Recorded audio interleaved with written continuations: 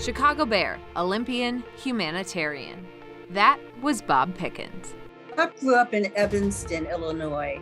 He was the oldest of three siblings, but he had obstacles very early on. First of all, he was dyslexic.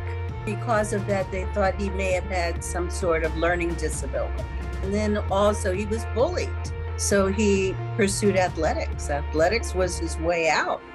I had a chance to meet Bob Pickens when I was living in Atlanta, and I was a part of the local NFLPA chapter. And the first time I went to a meeting, I had my Wisconsin Badgers shirt on. First person to say something to me was Bob Pickens, and he goes, "Little Badger." From then on, we just hit it off, and he was just so instrumental, in guiding me post NFL life.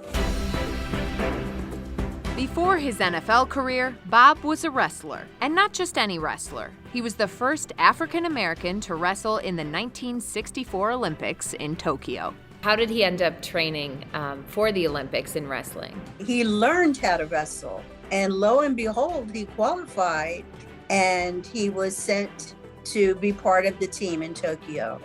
He was the person that broke the color barrier for Olympic wrestling and came in sixth in the world. Funny wasn't something that he brought up or he bragged about or he really told a lot. Like, this was maybe a year or two into our relationship that I realized that he was an Olympian. And I said, "What?"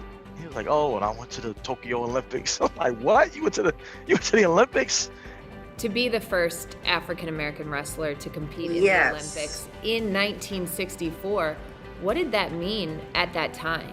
So for him to represent the United States of America on a world stage, for him, it was almost incredulous. After the Olympics, Bob was drafted by the Bears in 1967, where he spent 3 seasons as an offensive tackle. To play for the Bears was like a dream come true. He liked to tell the story about Piccolo, and they had become very good friends because their lockers were next to each other. So he got to know Brian Piccolo, he got to know Gail Sayers very well. Bob's love for Chicago did not stop with the Bears. He became a Chicago Park District Commissioner who was passionate about helping inner city youth. The Chicago Park District plans to name the new Jackson Park track and field in Bob's memory.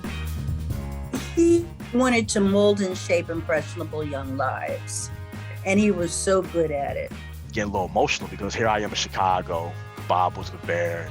I was blessed for him to see me become a Bear before he passed. If you had to pick one word to describe Bob Pickens. Legendary.